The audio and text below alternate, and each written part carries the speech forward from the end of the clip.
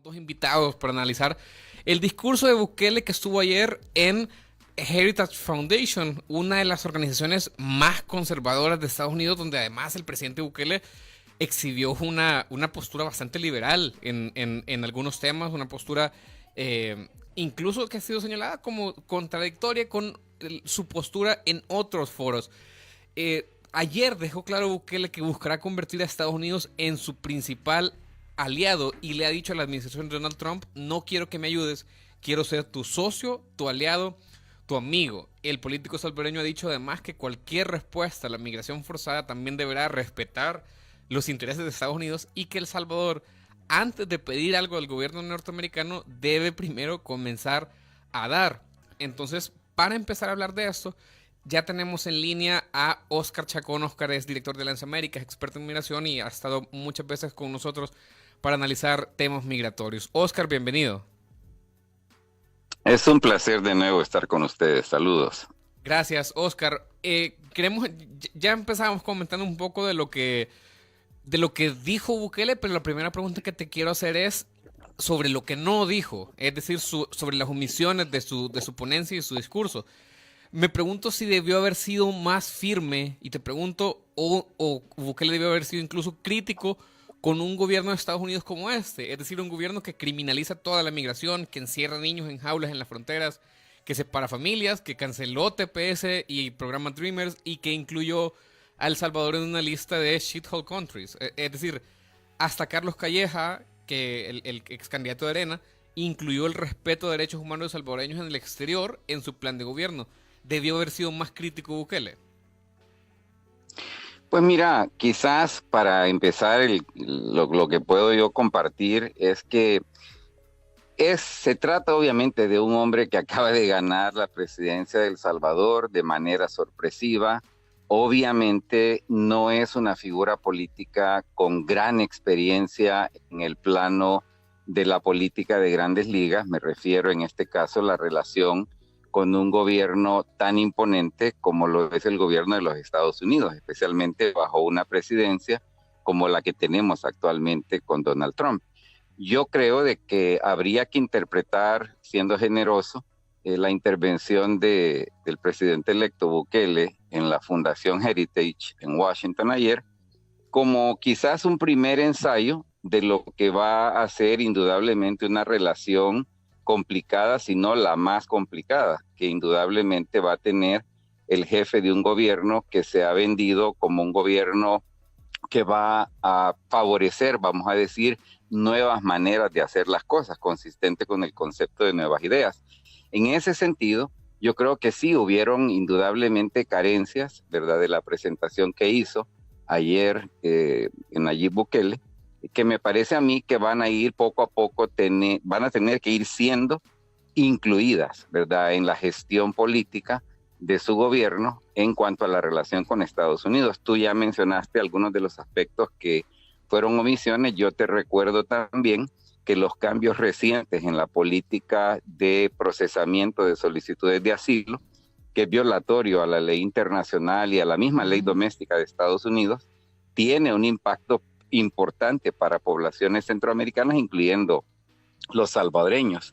Y luego creo que también hubieron más que omisiones, quizás algunas percepciones que fueron planteadas ayer por el presidente electo, que creo que habrá que irlas como precisando más. Por ejemplo, me pareció sorpresivo escuchar que el ingreso promedio de la familia salvadoreña en Estados Unidos son $80,000. Eso me tomó muy de sorpresa, porque estudiamos muy de cerca esos patrones y está muy distante de lo que nosotros conocemos en base a la evidencia científica que se ha acumulado, que más bien pone el ingreso promedio de los salvadoreños en alrededor de $26,000 al año, proyectando los últimos datos que conocemos de hecho, que son del año 2015. Óscar, hablando un poco de los datos que mencionaba el presidente electo ayer, también Bukele decía esto, ¿no? Y definía un poco lo que para él ha sido la migración y la receta, digamos, de su parte. La mayor vergüenza que puede tener un país es que su población huya. 95% de la migración es por violencia y falta de oportunidades. La solución es desarrollar oportunidades y seguridad en el país que produce la migración. Recordemos que, según los datos, por ejemplo, que nosotros nosotros hemos escuchado, manejado, seguramente habrán otras fuentes, pero el actual ministro de Seguridad, Mauricio Ramírez, ha dicho que solo el 10% de la migración es por el tema de seguridad. ¿Está leyendo correctamente Bukele la solución a este fenómeno? No, fíjate que ese fue otro tema que me sorprendió a mí de sus datos. Obviamente nunca escuchamos la fuente de los datos, pero yo te pongo un ejemplo súper práctico que cualquier persona puede ver. Si tú te vas a pasar un día al aeropuerto de El Salvador y examinas el flujo de pasajeros vuelo tras vuelo tras vuelo que va para Estados Unidos, es súper obvio que el pasajero predominante somos salvadoreños, que entramos y salimos diariamente desde y hacia Estados Unidos. Toda esa gente representa efectivamente la mayoría. Estaba comentándoles del dato de qué representa la población que sale del país sin autorización. En realidad es el porcentaje más pequeño de la migración que sale de El Salvador diariamente. La mayoría del salvadoreño que viaja a Estados Unidos lo hace con visa, ya sea porque tiene una visa de visitante, una visa profesional, una visa de estudiante y también, por supuesto, cantidad de residentes permanentes que van y vienen y que salen diariamente con visas de residencia permanente. Entonces yo creo que ahí hay que afinar un poco también el tema de los datos porque no se puede abordar ningún tipo de desafío de política pública si los datos de los que partes no son precisos. Ahora, ¿crees que más que afinar el dato pudo Bukele más bien usar ese dato para favorecer entonces el discurso que ha tenido habitualmente la administración actual de Estados Unidos? Pues ahí sería entrar al terreno de la especulación. Yo quiero darle como la interpretación más generosa, pues yo creo que a lo mejor el presidente electo ciertamente no está hoy por hoy partiendo de datos. Y fíjate de que en ese sentido, yo por lo menos veo que organizaciones como la que yo dirijo, Alianza Américas, veo un desafío, ¿verdad? De tratar de buscar maneras de compartir el conocimiento ya establecido, las experiencias ya establecidas con el nuevo gobierno salvadoreño a partir de junio, precisamente para asegurarnos de que no haya mucho espacio, pues, a interpretar de forma equivocada los datos tal y como son. Ahora, no podemos pasar por alto otra cosa que es obvia. La actual directriz que tiene la política exterior de Estados Unidos hacia El Salvador y hacia el resto de Centroamérica es una sola, y la directriz y meta última es parar la migración irregular. Y en ese sentido, yo creo de que el discurso de ayer del presidente electo pareciera también ir más allá de lo necesario quizás en tratar de responder a lo que todos sabemos, insisto, es la meta fundamental de la política exterior de Estados Unidos hoy por hoy.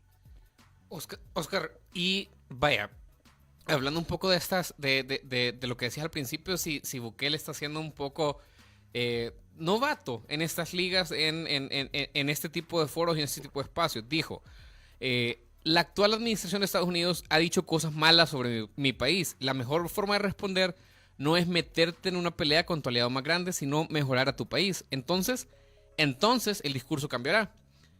En esa frase exculpa a Trump, es decir, no es ingenuo dejar de lado los componentes racistas, por ejemplo, de los ataques de Trump contra migrantes centroamericanos. Mira, nuevamente tú lo dijiste y yo lo refuerzo. Nayib Bukele es un hombre extremadamente hábil, nos lo ha demostrado varias veces. Es una persona muy lista en cuanto a su forma de actuar políticamente, eso es absolutamente innegable. Y también Bukele es una persona en quien muchísimos salvadoreños, tanto que votaron o que no votaron por él, han cifrado muchísimas esperanzas. Lo que hay que resaltar es que realmente la política de los Estados Unidos no parece funcionar en base a la historia en cuanto yo puedo agradar a Estados Unidos. Y no estoy hablando de la administración Trump. Yo les recuerdo a todos de que el gobierno de México ha hecho esfuerzos extraordinarios para congraciarse con Estados Unidos. Sin embargo, el contrapeso de esos esfuerzos de congraciarse con Estados Unidos no necesariamente ha sido positivo para México. Y yo no estoy seguro de que en el caso salvadoreño, con una administración como la actual, vayamos a tener éxito simplemente a partir de imaginar la relación con Estados Unidos sobre la base de cuánto más yo le puedo dar a Estados Unidos o cuánto más yo debo de cambiar la situación del país. Hay una cosa en la que Bukele sí tiene razón.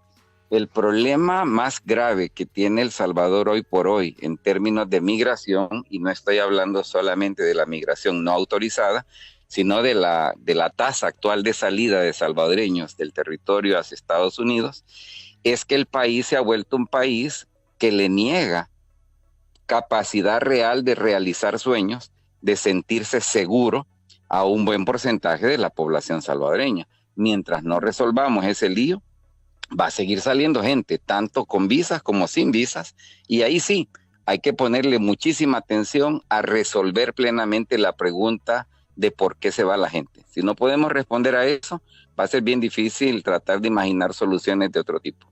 Ahora, esa solución, Oscar, pasa, por ejemplo, por asumir el problema de la migración como una responsabilidad exclusiva de los gobiernos de donde salen miles de personas cada día hacia Estados Unidos. Es decir, ¿es correcto asumir la migración como un problema que nosotros tenemos que resolver, El Salvador, Guatemala, Honduras?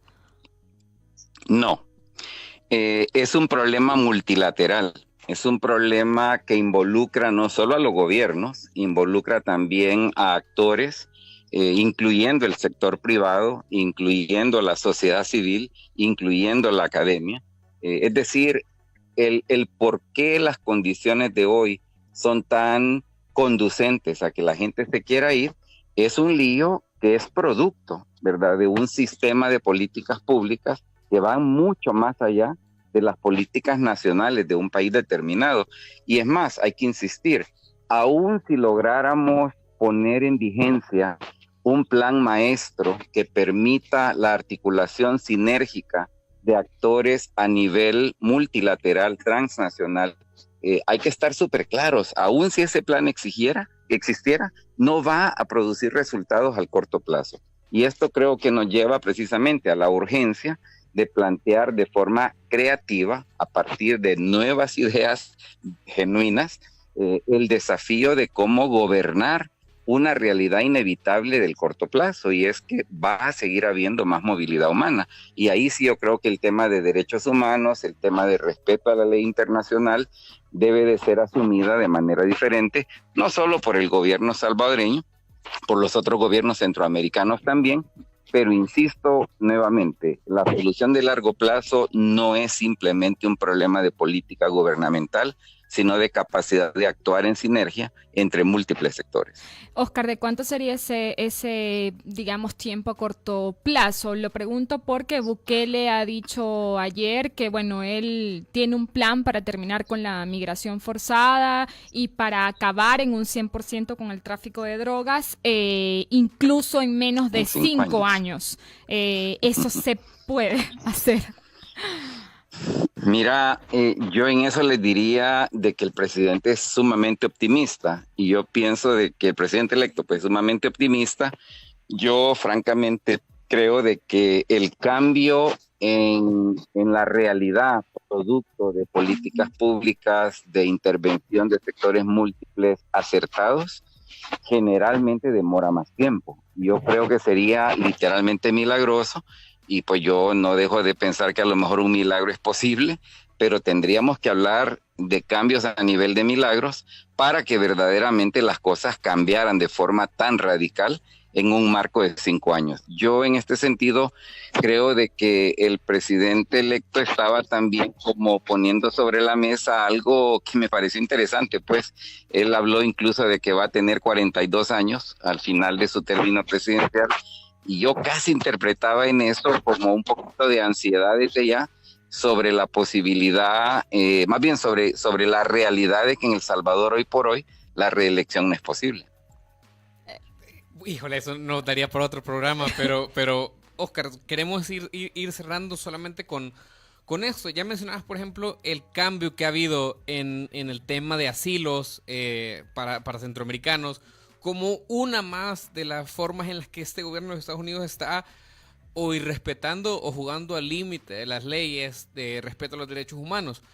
Y tenemos eso, tenemos el TPS en vilo por un juez que consideró que las motivaciones para terminarlo eran racistas. Tenemos todo el tema de las familias que no han terminado de ser reintegradas, tenemos el tema de ICE, tenemos hace unas semanas el tema de abusos sexuales que han recibido personas detenidas en centros de ICE.